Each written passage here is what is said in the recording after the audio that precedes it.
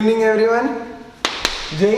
सो HP अपन शुरू करतोय. HP में मैंने एचपी बेसिकली तुमको बोर्ड्स में जितना पढ़ा है उतना ही चाहिए. एचपी उसके ऊपर है भी नहीं.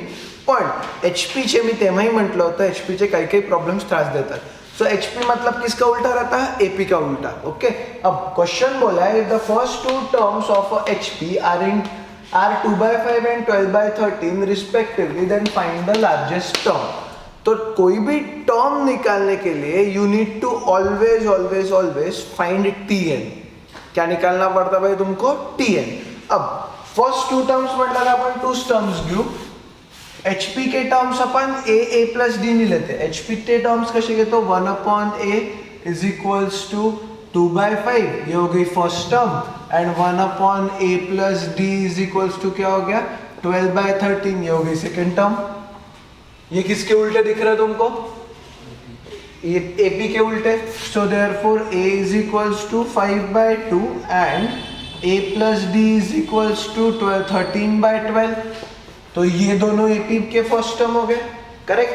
अब टर्म म्हटलं find the nth term, find the 10th term, find the large, जो भी टर्म बोला we always always always find TN. तो मुझे बताओ Tn ऑफ HP बोला तो Tn ऑफ HP मतलब 1/Tn ऑफ AP रहता अपना. बराबर है. मतलब 1/a plus n-1 into D. बराबर. और तो कुछ है नहीं यार. सो यहाँ पे क्या आएगा तुम्हारा? 1/a है तुमचा 5/2 प्लस n-1. अब d कैसे निकालेंगे? d कुछ नहीं रहता भाई. a प्लस डी माइनस है म्हणजे second term minus first term is your d. Common. ये तो एकदम बचपन से करते आ रहे अपन. सो देयरफॉर इधर d निकाल के रख रहा हूं मैं. 13/12 माइनस 5/2. एलसीएम आला 12, तो यहाँ पे 6 से मल्टीप्लाई करना है. 13 माइनस 30. अब ये थोड़ा सा तुमको डायरेक्ट करना ही पड़ेगा. 13 माइनस 30 म्हणजे minus 17. Okay. So minus 17/12 is your D. खतरनाक डी. कोई टेंशन नहीं लेना इतने चीजों का, छोटे छोटे चीजों का. ओके. एलसीएम निकाल देता हूं मैं फिर से 12. इधर डी निकाल लिया, इधर एलसीएम निकाल देता हूं 12. एलसीएम काय आला आपला? 12. सो 12 आला तर इथे 30 करावं लागेल. आता JEE में मैं बोर्ड समान हर एक स्टेप, ये जो छोटे छोटे कैलकुलेशन वाले स्टेप है एक्सप्लेन करना नहीं, वो बहुत क्लियर रखना. बिकॉज अगर वो भी मैं यहाँ पे करते बैठा तो मेरा तो टाइम गया. ठीक है. सिंपल लॉजिक है. सो यहाँ पे एलसीएम आया 12 को ऊपर भेजा तो 12/, अब 12 आने के लिए यहाँ पे 6 से मल्टीप्लाई करना पड़ा. तो 30 प्लस n-1 इंटू -17. ब्रैकेट 12 ऊपर गया है सबका. ठीक है. ब्रैकेट ओपन कर देंगे. सो आई गेट यहाँ पे होगा माइनस इंटू यहाँ पे plus. So it will be 30 minus ये प्लस 17 है. अब कुछ गड़बड़ होती है क्या नहीं होती है क्या देखेंगे अपन. सो यहाँ पे ओपन कर दी bracket. So I get 12 to 30 minus plus will be minus 17n minus minus will be plus 17. Correct. मैंने इससे मल्टीप्लाई कर दिया. सो टेक्निकली टीएन का आंसर इधर छुड़ा रहा हूँ मैं, या इधर ही छुड़ा सकता हूँ मैं. इधर छुड़ा देता हूँ क्योंकि इसके बाद आंसर डायरेक्ट ही है. Therefore TN is equals to 30 plus 17 will be 47. 12/47 minus 17n. General term था. इधर ये आंसर खत्म हो गया. ठीक है. उन्होंने ये सब तामझाम हार्डली 2 लाइन में किया. इसके बाद 1 लाइन में उन्होंने आंसर लिख दिया. अब अपने को क्या करना है? लार्जेस्ट टर्म पाइए. बरोबर है.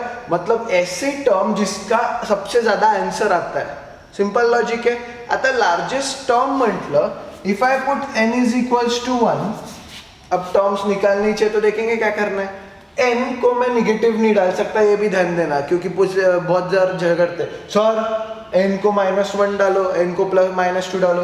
अबे निगेटिव माइनस टर्म रहते का तुमची टर्म है ही.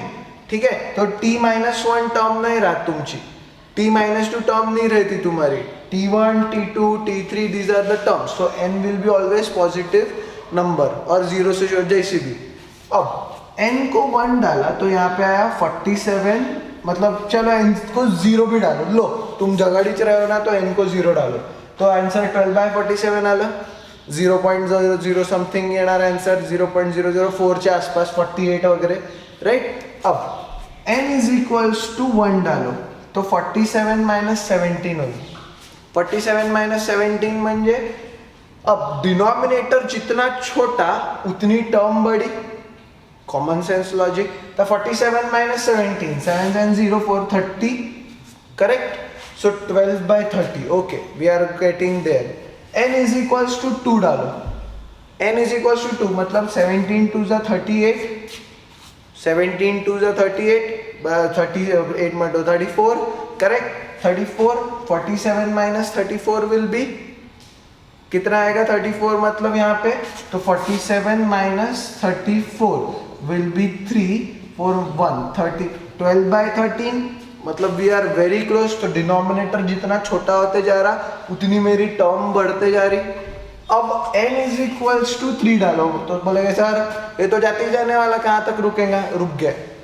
n इज इक्वल्स टू 3 डाला तर तो 47 मोठा आहे, क्योंकि 17 इंटू 3 विल बी 1 आणि इथे 2 विल बी 51, करेक्ट. 17 3 जा 51. 47 minus 51 will be negative.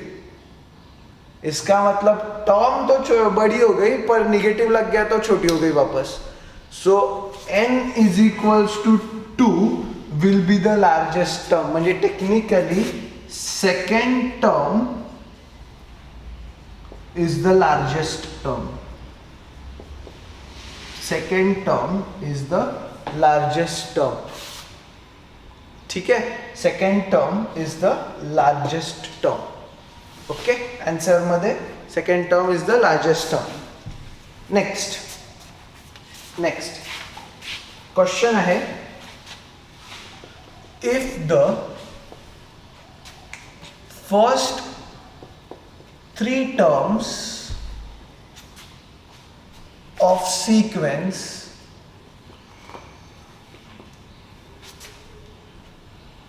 1/16, comma a, comma b, comma 1/6 are in GP,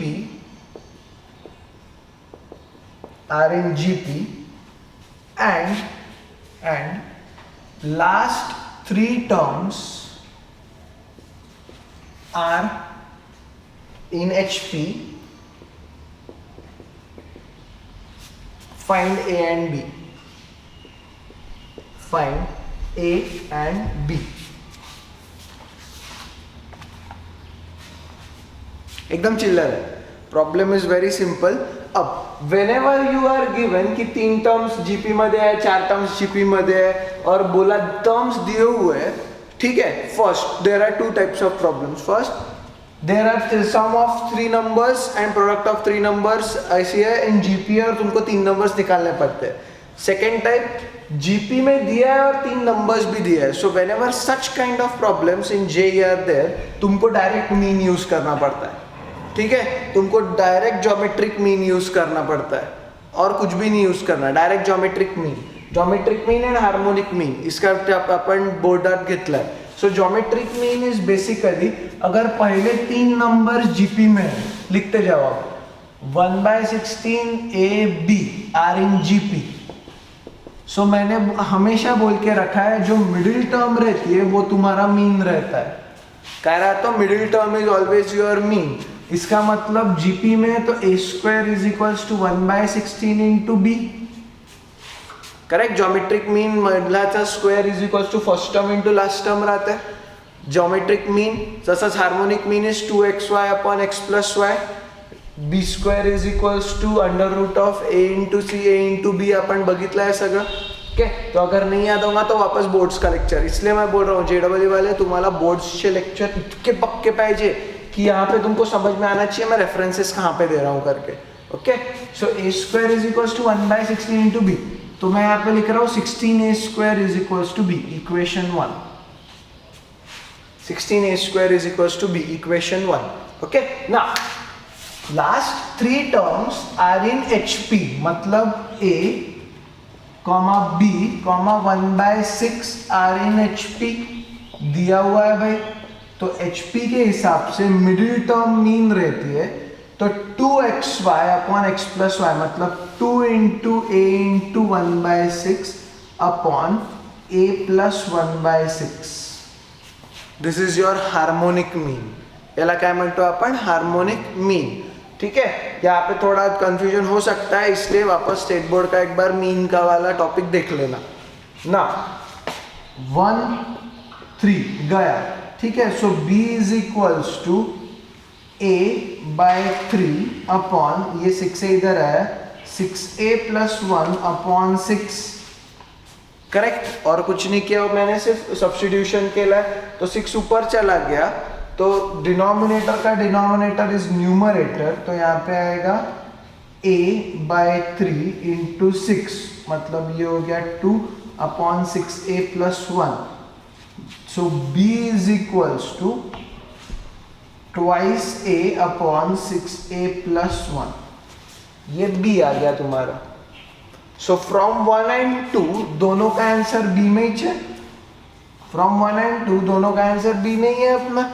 so answer इथे लिहितो है मी। कंपेयर किया तो I am writing 6A² is equals to twice A upon 6A plus 1, correct. Compare किया तो दोनों बीच है, तो 16A² is equals to twice A upon 6A plus 1। ये A और ये A गया, ये 2 1 और 2 8 गया। So technically 8A is equals to 1 upon 6A plus 1। Multiply करेंगे इधर, राइट। सो इधर मल्टीप्लाई किया तो I get 8 into 48A² plus 8A is equals to 1।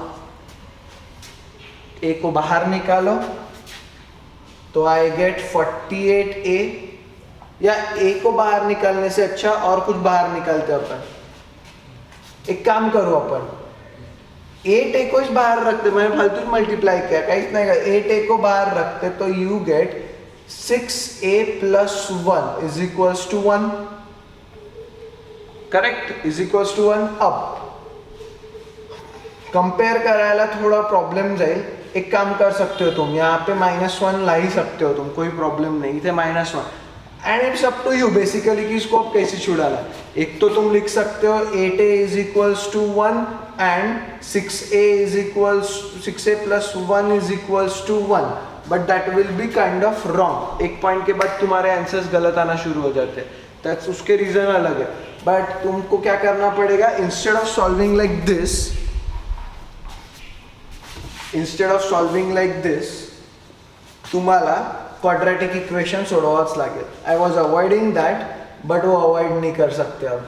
8A minus 1 is equals to 0, इधर से A निकालना, ये तुम्हारा काम है। ये छोटे मोटे काम जो जेई में रहने वाले, A काढायचा एंड B काढायचा जो आखिरी स्टेप तक। My work is concepts, your work is calculation. अगर बहुत ही खतरनाक रहेंगे तो मैं छुड़ा के दूंगा, वरना your work is always calculation. यहाँ से A निकाल लेना और B निकाल लेना, तो मैं आंसर सांगून ठेवतो। A इज इक्वल्स टू आता है -1/4 and B is equals to 1, दो आंसर्स है। And A is equals to 1/12, of course दो आएंगे ना, कारण की क्वाड्रेटिक इक्वेशन है तो A के वैसे ही दो वैल्यू आने वाले। A इज इक्वल्स टू 1/12 है, तो B is equals to 1/9। These are the answers, ये तुम्हारे आंसर्स है। ओके, तो तुमको इसके बाद छुड़ाना है, इसके बाद एक्चुअल छुड़ाना है तुमको, क्वाड्रेटिक इक्वेशन निकालना है और छुड़ाना है। टाइम पर इथे सोडून नहीं जायचं, डायरेक्ट आंसर मत लिखना। These are the answers.